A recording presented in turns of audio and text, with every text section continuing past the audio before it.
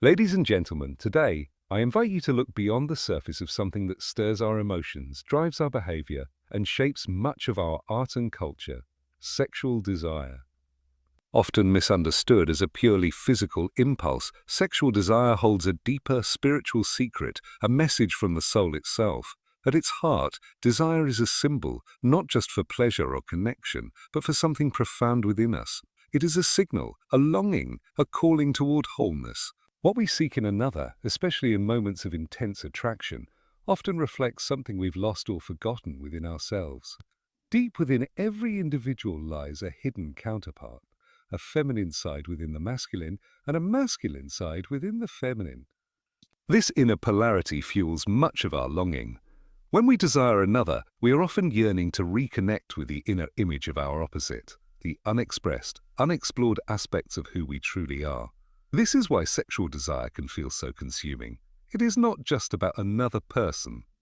It is about the self, the part of us that seeks to be seen, integrated, and made whole. But in our longing, we often project. We see in others what we are missing in ourselves. We fall not only for the person, but for the image, the fantasy, the reflection of our own unlived potential. And when that projection fades, as it always does, we are left with a powerful opportunity to turn inward to discover the source of the fire within. True union, then, goes beyond the physical. It is not just a merging of bodies, but of souls, a sacred reconciliation of opposites. It is through this sacred encounter that we are transformed. Desire, in its deepest sense, is not something to be suppressed or shamed. It is a spiritual force, calling us to grow, to evolve, and to become. It asks us to confront who we are and who we might yet become. So the next time desire rises within you, pause. Listen. Beneath the heat, there may be a quiet voice, the voice of your soul, asking to be made whole. Thank you, sexual desire, often interpreted through a purely biological or social lens, holds far more than a physiological explanation. Beneath its physical expression lies a symbolic message from the unconscious, a message about our drive towards psychological and spiritual wholeness. This is not merely a matter of instinct or evolutionary necessity. Sexual desire can, in fact, reflect the deeper yearning of the human psyche to return to a state of internal unity. In the symbolic language of the psyche, desire represents a search for the lost other, not necessarily a specific person, but a quality or experience that feels missing within ourselves. It is the soul's attempt to restore balance by reaching outward for something it has disowned or forgotten within. Sexual longing is not just about physical union. It is a metaphor for the need to integrate the fragmented parts of the self. Throughout myth, literature, and dream, the theme of lovers seeking each other, often through great trials and suffering, reflects this symbolic truth. These stories echo a deeper archetype, that we are incomplete and that within our desire for another lies the potential to become whole again. This narrative is not only about romantic union, but points to a spiritual and psychological journey towards self-realization. The human psyche carries both conscious and unconscious dimensions. Many aspects of who we are remain buried in the unconscious: suppressed desires, unlived potentials, unacknowledged emotions. Over time, these parts of ourselves become personified in the image of the other. When we experience intense sexual attraction, what often draws us is not just the external beauty or personality of the person, but something in them that resonates with our hidden self. The longing we feel is the soul recognizing an opportunity for inner reconciliation. Desire, then, serves as a compass, guiding us toward the lost parts of our psyche. The person we are drawn to becomes a symbolic figure, an embodiment of something we have not yet embraced in ourselves. This is why such experiences can feel overwhelming, irrational, or even divine. Something greater is at work, the unconscious urging us toward transformation by confronting us with what we most need to reclaim. This also explains why relationships often provoke such strong emotional reactions. We are not only dealing with another person's presence, we are engaging with our own shadow, our own ideal, and everything unresolved within us. The person we desire becomes a mirror, reflecting not only our hopes, but also our wounds. And so, while sexual desire might begin as attraction, it soon opens a door to deeper psychological content. In this light, sexual energy is not to be viewed with shame or fear. It is a sacred force, a psychic fire that, when understood symbolically, reveals the deeper truth of who we are and what we seek. To feel desire is to be touched by the movement of the unconscious. It signals the activation of archetypal patterns, stories older than any individual, embedded in the very structure of the psyche. The call toward unity is universal. Whether it appears as the longing for a soulmate, the ache of unfulfilled love, or the yearning found in dreams, it always points back to the same truth, that we are not complete as we are, and that something or someone holds the key to our becoming. When we understand this dynamic, we see that sexual desire is not a distraction from our spiritual path, but a vital part of it. It is a symbolic expression of the deep human need to reconnect with the totality of the self. Within every human psyche exists an inner image of the opposite sex, a figure shaped not only by personal experiences, but also by inherited archetypal patterns. In men, this inner figure is known as the Anima, the unconscious feminine aspect. In women, it is called the Animus, the unconscious masculine aspect. These figures are not simply internalized parents or romantic ideals. They represent deep psychological energies that influence our emotions, relationships, creativity, and crucially, our experience of sexual desire. The Anima and Animus are not random. They emerge from a psychological need for balance between opposites within the self. No person is purely masculine or purely feminine in psychological terms. There is always a polarity, a dance between active and receptive, thinking and feeling, rational and intuitive, that reflects the broader cosmic dualities mirrored within the individual psyche. This inner polarity creates tension, and that tension often finds outward expression in our attractions to others. When a man experiences desire for a woman, what he often feels, unconsciously, is the pull of his own anima.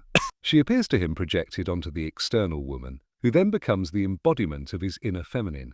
The qualities he most longs for in her, mystery, sensuality, depth, creativity, tenderness, are often the very qualities that he has not yet cultivated or made conscious within himself.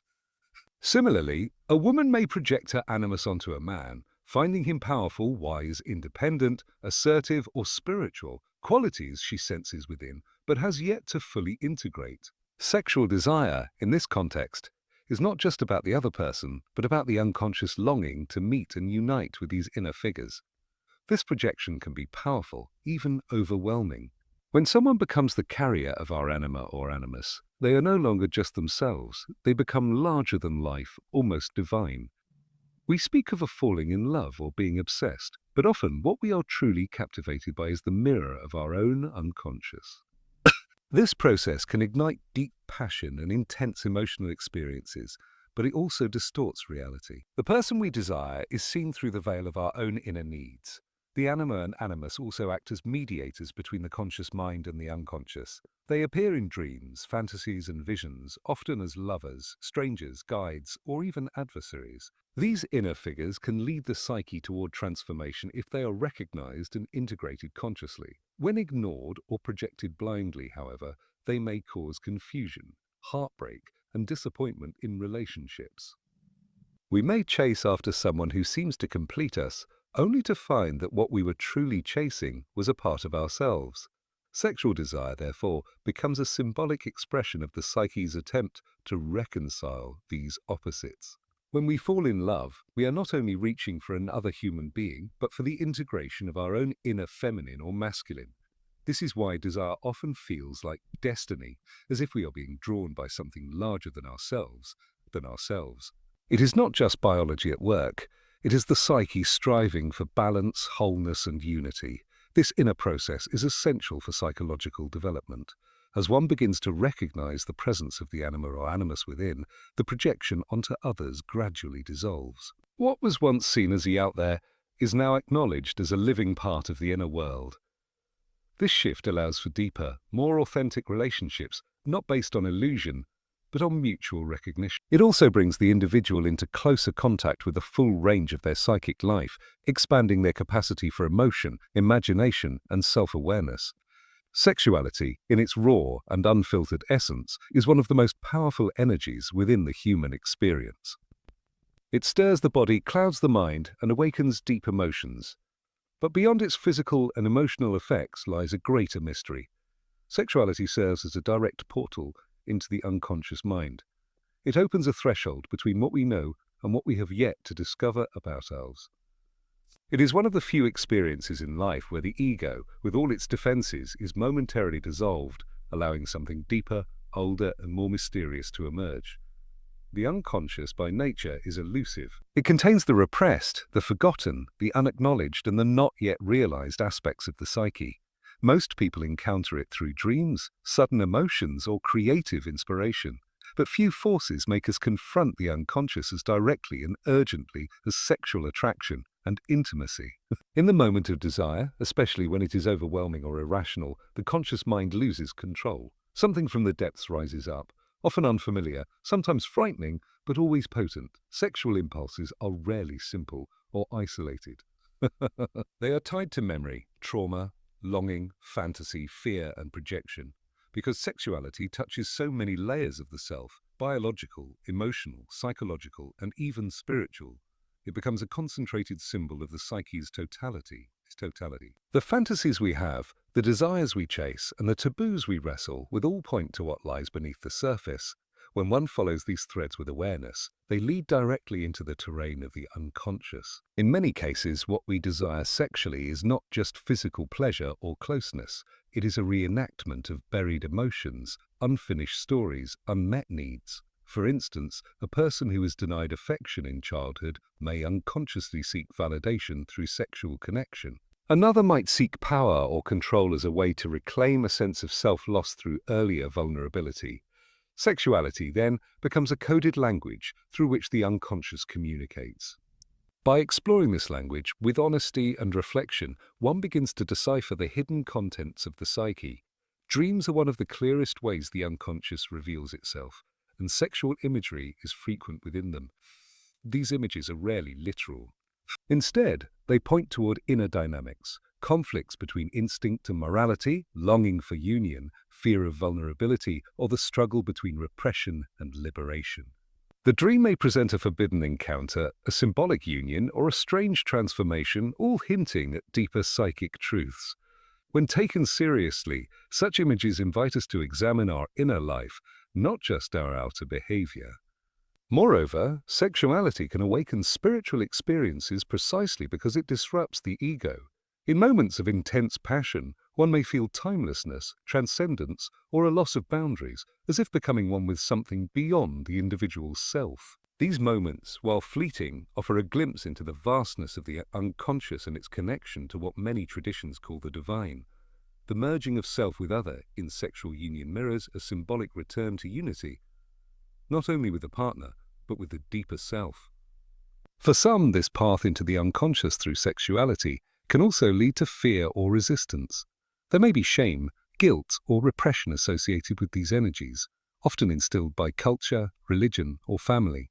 But that very repression becomes part of the unconscious, forming shadows that influence behavior from behind the scenes. When these aspects are not faced consciously, they emerge in distorted ways, through addiction, compulsion, or disconnection. To work with sexual energy consciously is to engage with these hidden forces and begin a process of integration. One of the most profound psychological processes underlying sexual desire is projection, the act of unconsciously attributing one's inner qualities, needs, or fantasies onto another person. In the realm of attraction and desire, projection plays a dominant role. The person who captivates us is often not just who they are, but who we imagine them to be. They become a screen onto which we project unconscious contents, hopes, wounds, ideals, fears, and lost parts of ourselves. This process creates the illusion that the other person holds something vital that we are missing, when in truth, we are often seeing a reflection of our own inner world. Projection begins subtly. It might take the form of idealization, seeing someone as perfect, magical, or destined. A single look, a gesture, voice, or an attitude can awaken something powerful within us. The other person appears to possess traits we long for: gentleness, strength, mystery, intensity, freedom, safety. But what we are responding to so intensely is not necessarily them, but rather an archetypal image shaped by our own unconscious desires and unfinished psychological patterns. In relationships marked by strong sexual attraction, projection can be particularly intense. The beloved becomes more than a person. They become a symbol of salvation, completion, meaning, or transformation. In this heightened state, the ordinary details of their personality may be overlooked or distorted. Red flags may be ignored. Differences may be romanticized. The person becomes an object of fascination, not because of who they truly are, but because they have activated something deep and unresolved within us. This dynamic is especially powerful when the person we desire carries qualities associated with our repressed or underdeveloped side. For instance, someone who is always identified as rational and controlled may become magnetically attracted to someone wild, emotional, or uninhibited. Unconsciously, the attraction is an attempt to reclaim that part of the self that has been split off or denied. The partner seems to offer something essential, but what is really occurring is the re-emergence of a buried aspect of the individual's own psyche, now projected outward onto the other. However, projection is not limited to positive traits.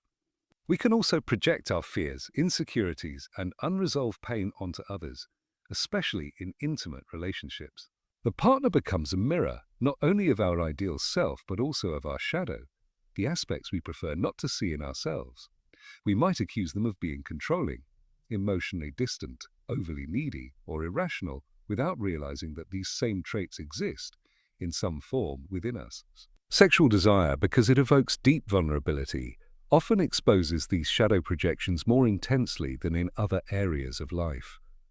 The danger of unchecked projection is disillusionment. Sooner or later, the image we have placed on the other begins to crack. The real person emerges with flaws, contradictions, and their own inner struggles. The divine lover becomes ordinary. The savior becomes human.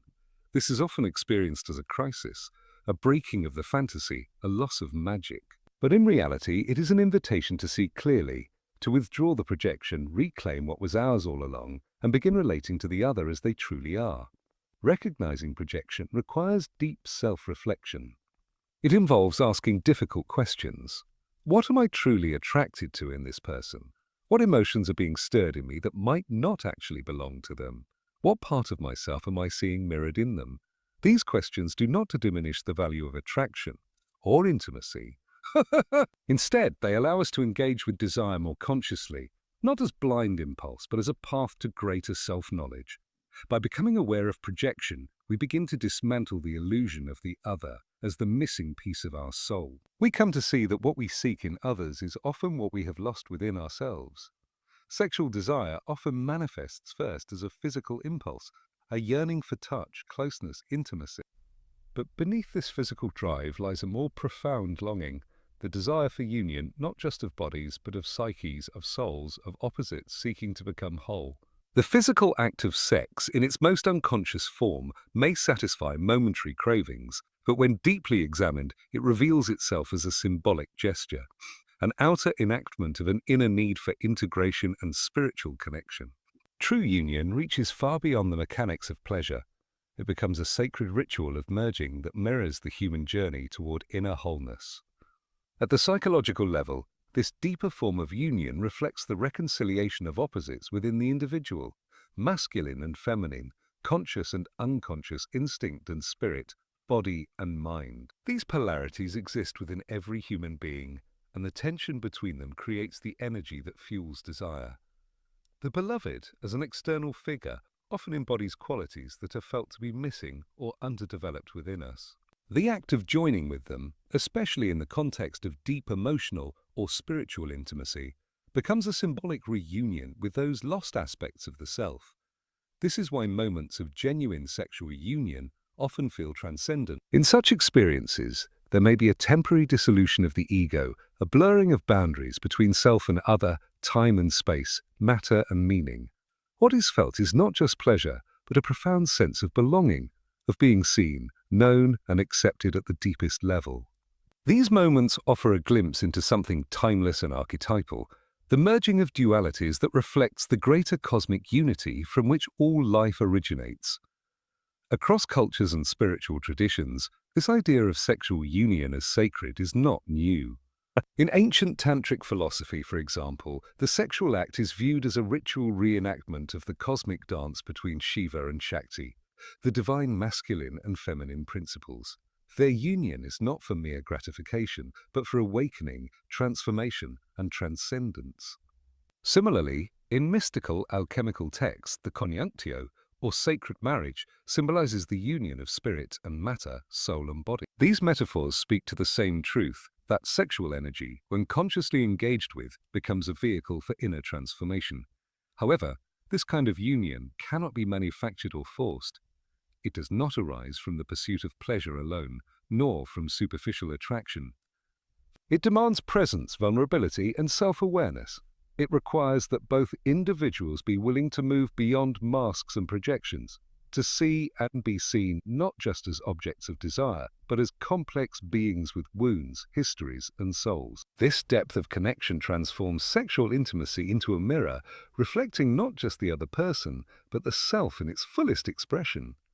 There is also an alchemical quality to this experience. When two people come together in full presence, emotionally, spiritually, and physically, something is created that did not exist before. It is not merely the sum of their parts, but a new third presence, a shared field of energy that can heal, illuminate, and awaken. This mysterious fusion points to the possibility of inner union, the coming together of the fragmented aspects of one's own psyche in a moment of harmony and integration. The beloved becomes a vessel through which one encounters the deeper mystery of the self and of life itself. But such union also comes with risk. To truly connect beyond the physical is to expose the most hidden parts of the self, the longing to be loved, the fear of abandonment, the shame of imperfection. It requires surrender, and with it the possibility of pain. Yet it is precisely in this vulnerability that the potential for true connection exists. The deeper the surrender, the greater the possibility for transformation. The sexual act becomes a sacred bridge, not only to the other, but to the mystery that lives within and beyond both people. At the heart of every deep human experience lies the process of becoming, of unfolding into the fullness of who we truly are. In psychological terms, this is known as individuation, the journey toward inner wholeness, where the conscious self gradually integrates the unconscious, embraces its shadow, and moves toward the realization of the complete personality. Sexual desire, often dismissed as a mere biological impulse, is in fact one of the most powerful forces calling us toward this inner transformation. It stirs not only the body but the soul and points unmistakably toward a deeper truth, that we are incomplete and that something within us longs to be found, reclaimed, and made whole. Desire arises where there is a perceived lack. The feeling of being drawn to another person often reveals a gap within ourselves, something unresolved, unexpressed, or underdeveloped. We sense that the person we are drawn to holds a key, that they awaken something dormant. Whether it be tenderness, boldness, vulnerability, strength, mystery, or freedom, what captivates us is not random. It reflects an inner calling, a part of the psyche pressing to be acknowledged. In this way, desire acts as a summons to grow, to evolve, and to integrate what has been left behind in our development. The path of individuation is not linear, and it rarely feels comfortable. It involves facing aspects of the self that we would rather avoid, fears, wounds, contradictions, and deeply rooted patterns. Sexual desire, when honestly examined, brings many of these to the surface. It reveals attachment styles formed in childhood, unmet emotional needs, power dynamics, fantasies, insecurities, and longings that are often misunderstood or suppressed. Rather than being distractions from the inner path, these elements are signals from the psyche, guiding us toward the next step in our personal evolution. Desire also functions as a mirror. The individuals we are attracted to often reflect not just who we are, but who we might become. They hold up a mirror to our potential. At times, they embody our unexpressed creativity, our buried passion, our inner wildness, or our capacity to love deeply. The attraction we feel can be understood as the psyche's attempt to externalize a future version of ourselves, a version we are being invited to move toward. By engaging with this energy consciously, we take part in shaping our own growth. But this path is not without danger. When desire is pursued blindly, without reflection, it can lead to obsession, self-deception, or painful entanglement. It becomes a distraction rather than a guide. The key, then, is to turn inward, to ask what this longing is truly pointing toward within. Instead of trying to possess the other, we can ask what it is in ourselves that is seeking expression. This approach transforms desire from compulsion into consciousness, from craving into creative fuel. The energy of desire, when not repressed or moralized, becomes a source of vitality. It awakens the imagination, sharpens awareness, and fuels the inner search for meaning. It can be sublimated, not in the sense of being denied or eradicated, but in being redirected toward creative, intellectual, or spiritual endeavors. In this sense, desire becomes a bridge. It connects the instinctual with the transcendent, the personal with the archetypal, the physical with the symbolic. It leads us out of stagnation and into a deeper engagement with life. Each encounter with desire is therefore a threshold, a chance to either repeat old patterns or step into something new. If met with consciousness, it can illuminate the places where we are still divided within ourselves, where we have not yet dared to grow. It challenges us to become more whole, more integrated, more real.